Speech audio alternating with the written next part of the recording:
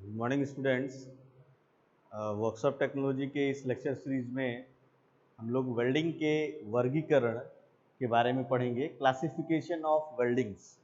Welding process को कितने भागों में बांटा गया है और उनके प्रॉपर्टीज़ के हिसाब से, उनके प्रोसेस पैरामीटर के हिसाब से हमने वेल्डिंग को, उनके वर्गीकरण को आज एक्सप्लेन करने के लिए इस लेक्चर में हमने बनाया है। तो सबसे पहले बात आती है कि हम लोगों ने मेजर 4 पार्ट में वेल्डिंग को बांटा है। पहला फ्यूजन वेल्डिंग, दूसरा इलेक्ट्रिकल रेजिस्टेंस वेल्डिंग, दूसरा है इलेक्ट्रिकल रेजिस्टेंस वेल्डिंग विद्युत प्रतिरोध वेल्डन, तीसरा सॉलिड फेज वेल्डिंग और चौथा ब्रेजिंग। यानी वेल्डिंग को मेजर जो है इन जनरल हमने 4 भाग में बांटा। Fusion welding, electrical resistance welding, solid phase welding और ब्रेजिंग। अब एक एक करके हम सारे वेल्डिंग्स के कैटेगरी को पढ़ेंगे, क्योंकि फ्यूजन वेल्डिंग को पुनः हम लोगों ने बांटा हुआ है। पहला आर्क वेल्डिंग, दूसरा गैस वेल्डिंग, तीसरा थर्मिट वेल्डिंग, चौथा इलेक्ट्रॉन बीम वेल्डिंग जिसे हमने EBW से दिखाया है, पांचवा लेजर बीम वेल्डिंग और छठवा इलेक्ट्रोड स्लैग वेल्डिंग। यानी जो हमारा फ्यूजन वेल्डिंग है, फ्यूजन कहने का मतलब कि हम जब वेल्डिंग प्रोसेस करेंगे तो जब वेल्डिंग की प्रक्रिया हम शुरू करेंगे तो वेल्डिंग की प्रक्रिया में, इस फ्यूजन वेल्डिंग की प्रक्रिया में वर्कपीस को उसके मेल्टिंग पॉइंट तक गला के हम जोड़ उत्पन्न करेंगे। यानी जो हमारा बेस मेटल है, उस बेस मेटल के मेल्टिंग पॉइंट तक हमारा हीट प्रोड्यूस होना चाहिए हमारे प्रोसेस के दौरान। तो फ्यूजन वेल्डिंग जो है वो भी हमारे वर्कपीस को जोड़ने में ही कार्य आता है, काम आता है। उसमें आता है इलेक्ट्रिक आर्क वेल्डिंग।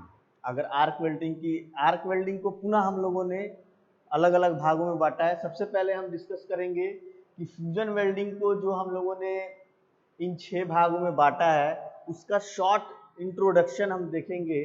फिर आगे के लेक्चर्स में इन सभी वेल्डिंग प्रोसेस के डिटेल्स स्टडी करेंगे, इनकी वर्किंग, इनकी एडवांटेज और इनकी एप्लीकेशंस। तो शॉर्ट इंट्रोडक्शन जो है फ्यूजन वेल्डिंग को पहले हम लोगों ने इन 6 भागों में बांटा है, जिसमें पहला प्रोसेस है आर्क।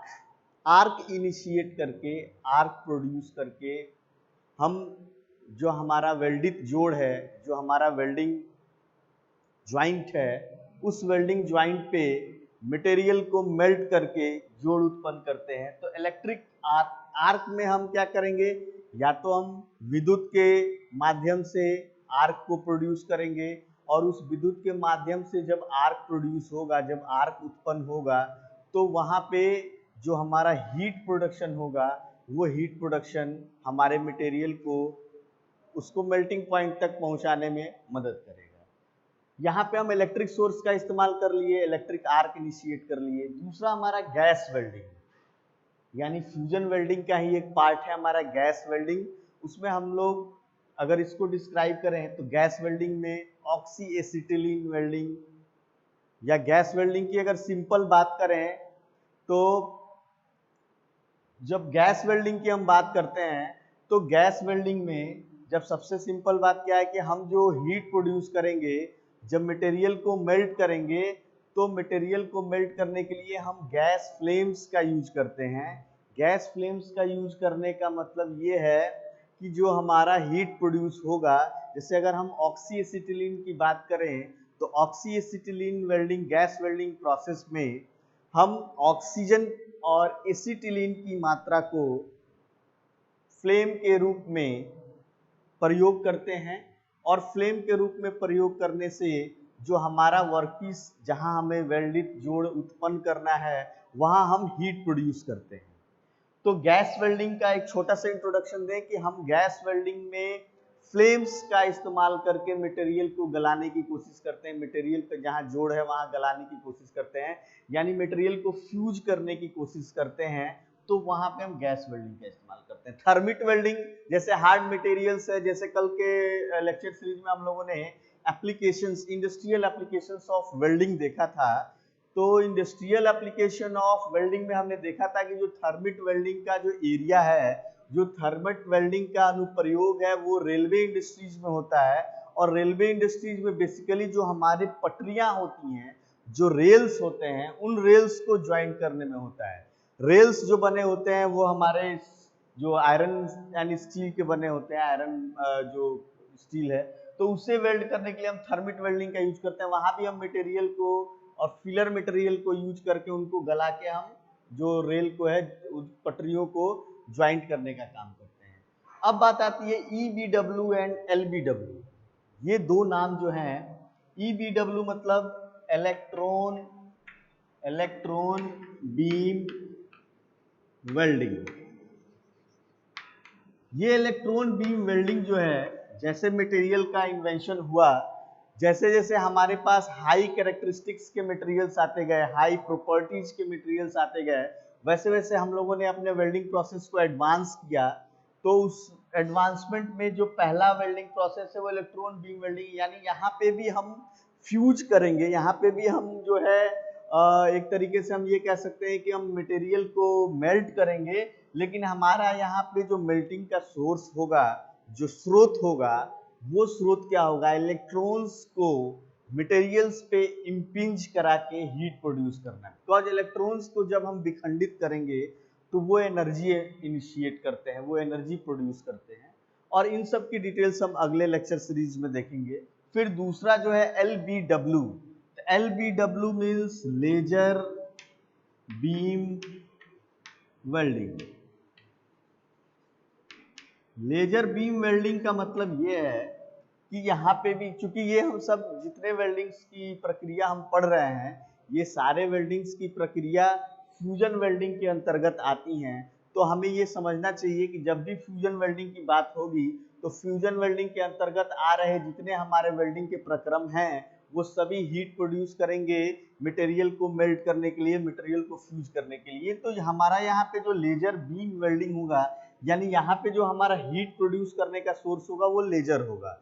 लेजर के बीम्स को जो है हम एक जगह कंसंट्रेट करके हीट प्रोड्यूस करेंगे, और ये काफी सोफिस्टिकेटेड वर्कपीस मटेरियल्स, काफी कम थिकनेस के मटेरियल्स, लेकिन काफी हाई प्रॉपर्टीज के मटेरियल्स के लिए प्रयोग में लाया जाता है। फिर इलेक्ट्रोस्लैग वेल्डिंग। तो ये 6 टाइप्स के वेल्डिंग जो है ये फ्यूजन वेल्डिंग के अंतर्गत आते हैं। पुनः जिस प्रोसेस में आर्क प्रोड्यूस करके हम मटेरियल को फ्यूज करते हैं, उनको हम पुनः बांटते हैं metal arc welding, carbon arc welding, tungsten inert gas welding, atomic hydrogen welding और प्लाज्मा आर्क वेल्डिंग। यानी जो प्रोसेसेज, वह वेल्डिंग प्रक्रियाएं, जिन वेल्डिंग प्रक्रियाओं में हम आर्क को उत्पन्न करके मटेरियल को फ्यूज करने के पश्चात एक वेल्डिंग जोड़ बनाते हैं, उन प्रक्रियाओं के अंतर्गत ये हमारे 5 वेल्डिंग प्रोसेस आते हैं। मेटल आर्क वेल्डिंग, यानी हम एक डीसी जनरेटर सोर्स से इलेक्ट्रिसिटी का प्रयोग करके इलेक्ट्रोड और कार्यखंड के मध्य जो है इलेक्ट्रिक आर्क, यानी हम आर्क उत्पन्न करेंगे जिससे मटेरियल फ्यूज होगा। कार्बन आर्क वेल्डिंग में हमारा एक कार्बनिक इलेक्ट्रोड इस्तेमाल होगा, और इस प्रक्रिया में भी जो हमारा आर्क प्रोड्यूस होगा वो वर्कपीस और इलेक्ट्रोड टिप के बीच में ही उत्पन्न होगा। फिर पुनः अगली जो प्रोसेस है वो TIG। TIG का मतलब टंगस्टन इनर्ट गैस वेल्डिंग। अगर TIG की बात करें तो tungsten inert gas. Tungsten inert gas welding के संक्षिप्त परिचय की बात अगर करें तो चूंकि ये भी फ्यूजन वेल्डिंग है, और फ्यूजन वेल्डिंग के साथ साथ इसमें हम आर्क उत्पन्न करने की विधि के कैटेगरी में रखे हैं, तो टंगस्टन इनर्ट गैस वेल्डिंग में जो हमारा इलेक्ट्रोड होगा वो टंगस्टन के मटेरियल का बना होता है, और इस वेल्डिंग प्रोसेस में हमारा नॉन कंज्यूमेबल यानी बिना खपत वाला जो इलेक्ट्रोड होगा वो इस्तेमाल किया जाएगा। यानी in the process of tungsten inert gas welding we are going to use non consumable electrodes, और जो आर्क प्रोड्यूस होगा, again the arc will be produce between the electrode tip and the base metal. जो base metal जहां पे हमें वेल्डित करना है, उस वेल्डित सतह और इलेक्ट्रोड के बीच में आर्क इनिशिएट होगा। एटॉमिक हाइड्रोजन वेल्डिंग, और चूंकि इसमें गैस की बात कही गई है, इनर्ट गैस की बात कही गई है, तो इन वेल्डिंग प्रक्रियाओं में वातावरण यानी एटमॉस्फेयर से इम्प्यूरिटीज को बचाने के लिए इनर्ट गैस का हम इस्तेमाल करते हैं, और जो इनर्ट गैस होगा वो आर्गन या हीलियम का इस्तेमाल करते हैं, और वो साथ साथ प्रोसेस पे बर्न आउट होता है, बर्निंग उनकी होती है, जिससे कि एक सुरक्षा कवच जो है वेल्डिंग जोड़ पे प्रदान हो जाए। तो ये जो आर्क वेल्डिंग है उनको पुनः हम लोगों ने 5 पार्ट में बांट दिया: metal arc welding, carbon arc welding, tungsten inert gas welding, atomic hydrogen welding और plasma arc welding. Plasma arc में भी हम आर्क प्रोड्यूस करेंगे, तो प्लाज्मा जो है electron ions plus hydrogen plus oxygen के पार्टिकल्स से मिलकर बनता है, और उस प्लाज्मा गैस से हम हीट प्रोड्यूस करते हैं। अगेन हम मेटल आर्क वेल्डिंग को मैनुअल मेटल आर्क वेल्डिंग और MIG वेल्डिंग यानी मिग वेल्डिंग में बांट देते हैं। यानी मेटल आर्क की जब हम बात करेंगे तो मेटल आर्क में मैनुअल मेटल आर्क वेल्डिंग और मेटल इनर्ट गैस वेल्डिंग, यानी मेटल इनर्ट गैस वेल्डिंग और मैनुअल मेटल आर्क वेल्डिंग में भी जो हमारा इलेक्ट्रोड होगा, वो इलेक्ट्रोड में हम बेयर इलेक्ट्रोड्स इस्तेमाल करेंगे। वो कंज्यूमेबल इलेक्ट्रोड्स होगा, जिसकी खपत प्रक्रिया के अंतर्गत जब लगातार हम वेल्डिंग प्रोसेस करते जाएंगे तो उसका खपत भी कंटिन्यूअस रहता है। जो मेटल इनर्ट गैस वेल्डिंग है, उस मेटल इनर्ट गैस वेल्डिंग में हम बेयर इलेक्ट्रोड का इस्तेमाल करते हैं। बेयर इलेक्ट्रोड मीन्स उस पर कोई कोटिंग नहीं होती है, क्योंकि कोटिंग अगर हम इलेक्ट्रोड्स का इस्तेमाल कर रहे हैं जिसपे फ्लक्स की कोटिंग है या कार्बन की कोटिंग है, तो उसका एकमात्र जो है उसका एडवांटेज ये होता है कि जो गैसेज होती हैं बर्न आउट होने के बाद वो एक कवच प्रदान करें, वो एक शील्ड प्रदान करें, और उस शील्ड की वजह से वातावरण की इम्प्यूरिटीज उस वेल्डिंग ज्वाइंट पे ना जाए। तो मेटल इनर्ट गैस वेल्डिंग में भी हम इनर्ट गैस का इस्तेमाल करते हैं वेल्डिंग प्रोसेस के दौरान, और इनर्ट गैस में हम आर्गन और हीलियम का इस्तेमाल करते हैं। तो सिंपली अगर हम बात करें कि केवल अगर हम फ्यूजन वेल्डिंग की बात करें, क्योंकि पहले हमने वेल्डिंग को 4 पार्ट में बांट दिया: fusion welding, electrical resistance welding, solid phase welding और ब्रेजिंग।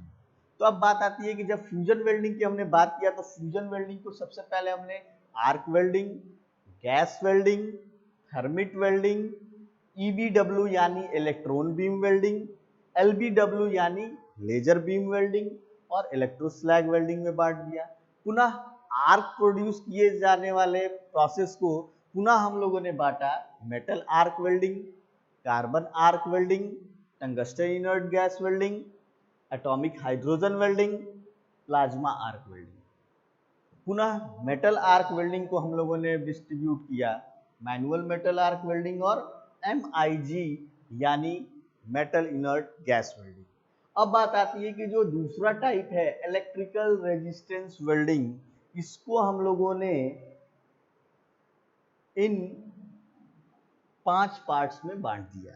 सबसे पहला है प्रतिरोध वेल्डन यानी रेजिस्टेंस वेल्डिंग, दूसरा जो है वो स्पॉट वेल्डिंग, तीसरा जो है वो सीम वेल्डिंग, चौथा जो है वो प्रोजेक्शन वेल्डिंग, और पांचवा जो है वो हाई फ्रीक्वेंसी रेजिस्टेंस वेल्डिंग की बात करते हैं। यानी इलेक्ट्रिकल रेजिस्टेंस वेल्डिंग यानी विद्युत प्रतिरोध वेल्डन को हम रेजिस्टेंस वेल्डिंग में यानी प्रतिरोध वेल्डन, स्पॉट वेल्डन, सीम वेल्डन और प्रोजेक्शन वेल्डन और हाई फ्रीक्वेंसी रेजिस्टेंस वेल्डिंग में बांट देते हैं। इन सभी वेल्डिंग प्रोसेस में हम इलेक्ट्रिकल रेजिस्टेंस का इस्तेमाल करते हैं, विद्युत प्रतिरोध का इस्तेमाल करते हैं, और इनका प्रयोग जो है मेटल शीट्स को जोड़ने में या छोटे छोटे टाँके लगाने में, मटेरियल्स को होल्ड करने के लिए, दो वर्कपीस को होल्ड करने के लिए इस्तेमाल होता है।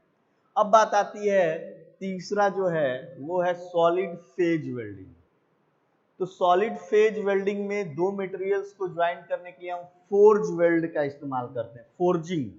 फोर्जिंग प्रोसेस से रिलेटेड है फोर्ज। यानी फोर्जिंग प्रोसेस क्या होता है कि दो मटेरियल्स को ज्वाइन करने के लिए हम हैमर एक्शन से उस दोनों मटेरियल्स को ज्वाइन कर देते हैं, चाहे हम हॉट फोर्जिंग करें और चाहे हम कोल्ड फोर्जिंग करें। तो फोर्ज वेल्डिंग में भी यही होता है कि हम मटेरियल्स को हीट प्रोड्यूस करते हैं with the help of hammer action. Hammer मतलब हथौड़े से पीट पीट कर वहाँ पे हीट प्रोड्यूस करके उन दोनों मटेरियल के बेस मेटल्स को ऐसी स्ट्रक्चर बनाते हैं कि वो ज्वाइंट हो जाए। एक्सप्लोसिव वेल्डिंग, ये भी सॉलिड फेज वेल्डिंग है। यहाँ पे भी हम एक्सप्लोजन का इस्तेमाल करके, एक्सप्लोसिव का इस्तेमाल करके इनॉर्मस अमाउंट में हीट प्रोड्यूस करके, प्रेशर प्रोड्यूस करके दो वर्कपीस को हम जोड़ देते हैं। फ्रिक्शन वेल्डिंग, फ्रिक्शन वेल्डिंग में भी हम दो वर्कपीस के बीच में फ्रिक्शन प्रोड्यूस करके उनको जोड़ने की कोशिश करते हैं। और इसमें एक आता है अल्ट्रासोनिक वेल्डिंग। एक्सप्लोसिव के बाद जो है ये हो गया अल्ट्रासोनिक वेल्डिंग। अल्ट्रासोनिक वेल्डिंग भी अनकन्वेंशनल वेल्डिंग प्रोसेस है, यानी latest technology of welding process है। और अल्ट्रासोनिक वेल्डिंग में हम क्या करते हैं कि हाई फ्रीक्वेंसी वाइब्रेशन का इस्तेमाल करके हम मैकेनिकल एनर्जी को प्रोड्यूस करते हैं और उससे हम वर्क मटेरियल्स को ज्वाइन करते हैं। तो ये सॉलिड फेज वेल्डिंग को हमने 4 पार्ट में बांट दिया है: forge welding, explosive welding, friction welding and ultrasonic welding. अब बात करते हैं ब्रेजिंग। ब्रेजिंग भी एक वेल्डिंग प्रोसेस का ही पार्ट है।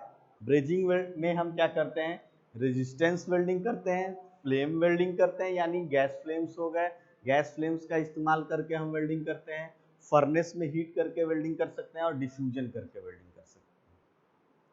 तो ये जो चार्ट जो यहाँ पे हमने डिस्प्ले किया, इस चार्ट से ये क्लियर है कि वेल्डिंग के क्लासिफिकेशन को हम 4 पार्ट में बांट देते हैं: fusion, electrical resistance, solid phase and brazing.